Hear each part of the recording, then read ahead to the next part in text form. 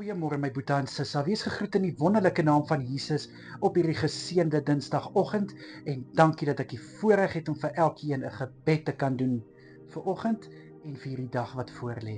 Kom ons sluit die oë. Here, baie dankie dat ek die voorreg het om vir my boetie en sissa te kan bid. Dankie liewe Here vir 'n nag van rus wat ons kon hê. Dankie dat ons kon rus en dat ons versterk en verfris is om hierdie nuwe dag te betree. Vader, ek bid dat elkeen se dag voorspoedig sal wees. Ek bid, liewe Here, dat elkeen sukses sal behaal in hulle arbeid vandag. Liewe Here, in wat ons ook al gaan doen en sê, laat ons U kan verheerlik en laat ons dit een kant toe skuif waarin ons U nie kan verheerlik nie. Asseblief, Here. Ek bid, Vader, dat elkeen positief sal wees vir dit wat voorlê, uitdagend of 'n geleentheid. Ek bid vir goeie moed in Jesus naam. Vader, my gebed is ook dat U asseblief ook vir elkeen sal krag gee vir dit wat voorlê. Wysheid in Jesus naam. Here, beskerm asseblief elkeen deur hierdie dag.